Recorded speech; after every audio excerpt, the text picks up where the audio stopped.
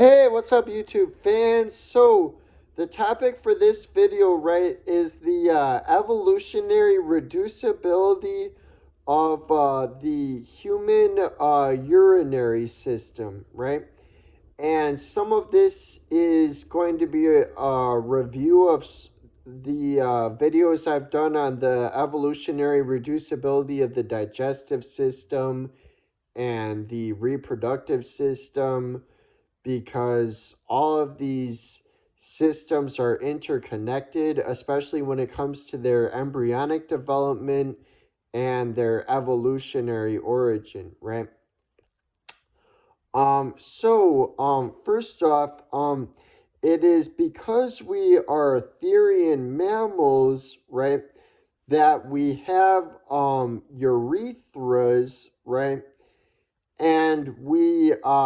and so the hole through which we pee is a separate hole from where we poop, and in females it is also a separate hole from where they reproduce, right? um Whereas in the case of males, we still share a common passageway for peeing and reproduction. But even for male humans, uh, we poop out of a separate hole from where we pee, right? But it is not like that for all animals, right? So monotremes, reptiles, birds, which technically birds are a subset of reptiles, but monotremes, reptiles, birds, and amphibians, and many groups of fish have what's called a cloaca, right? Where it is a single multi-purpose hole used for peeing, pooing, and reproducing, all from one hole, right?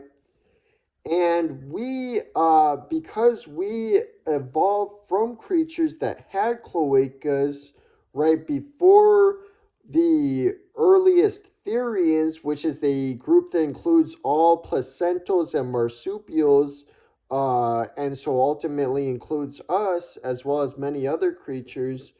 Uh, the ancestors of that group, right, evolved from creatures that originally had cloacas. Because of that, while we do not have a cloaca post embryonic development, we actually still do have cloacas during embryonic development, right? Just as those other groups do, right? But then further into development, it divides into separate holes, which is how embryonically that we get the setup that we have now, right?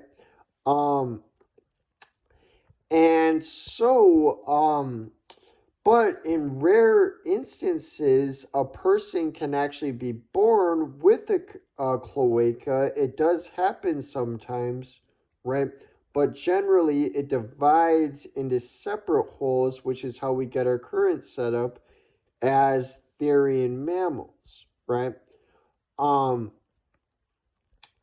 but we eventually trace back to creatures with cloacas, and cloacas work just fine, right? The creatures that have cloacas, it works just fine for them. That setup, right? That setup in of itself works, right? Um, Next, it is because we are tetrapods that we have urinary bladders, right? Most fish do not have urinary bladders. They do have what's called a swim bladder, but that is different and it is not even a part of their uh, urinary system, even though it's called that. So they do not have urinary bladders, but their urinary systems work just fine without that, right? Without the urinary bladder, right? Um,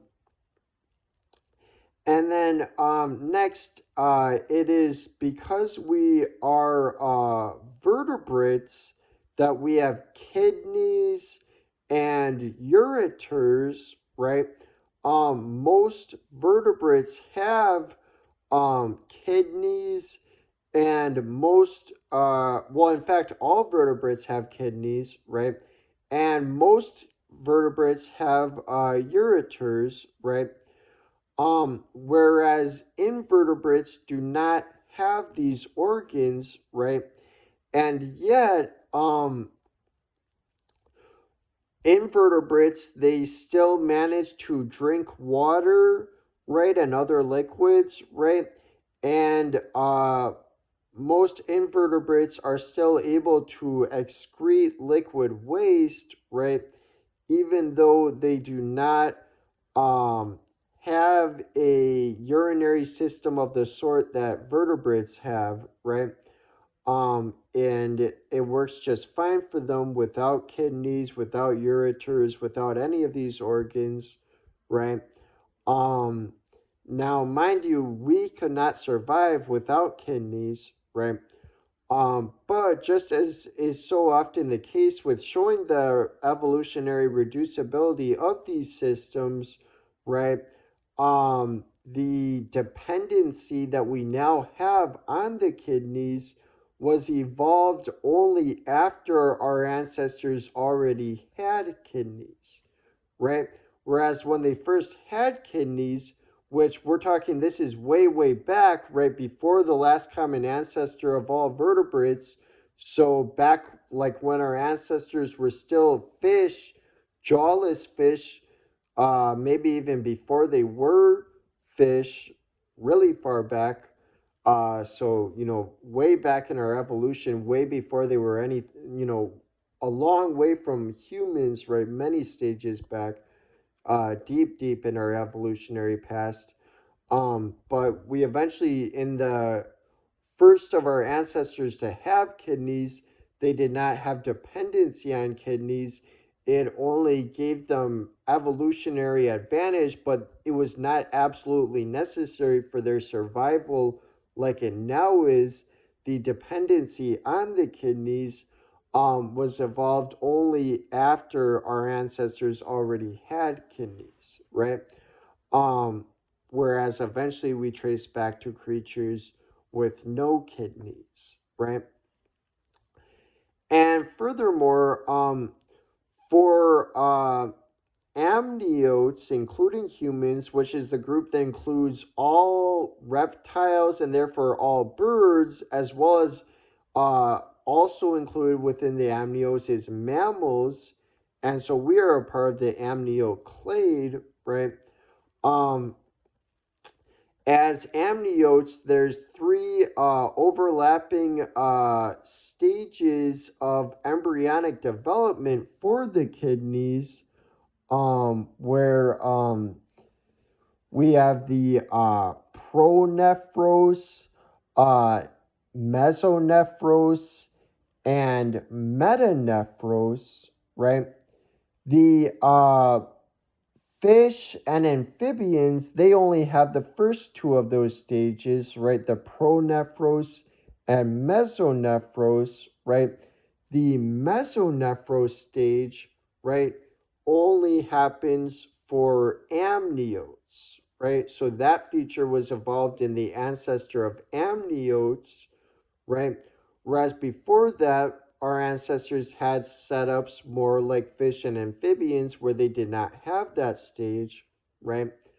Um, and also the pronephros, right, has functions in fish and amphibians, right, in their larval stages, right, that are not found in amniotes, right? Some of it is left over in us from our ancestry when we were more like them, not having those same functions, right? Um, and in any event, invertebrates, while they do not have any of these organs, right, they still can, drink water and other liquids, and most of them can excrete liquid waste, right? Just fine without any of these organs. They still are able to excrete liquid waste, right? And so, and obviously, we use our digestive tract to drink liquids, which ultimately we pee out, right? And the digestive tract I've covered on other videos. So, there you have it. That's the evolutionary reducibility of our urinary system. I hope you enjoyed the video. All right, see you guys.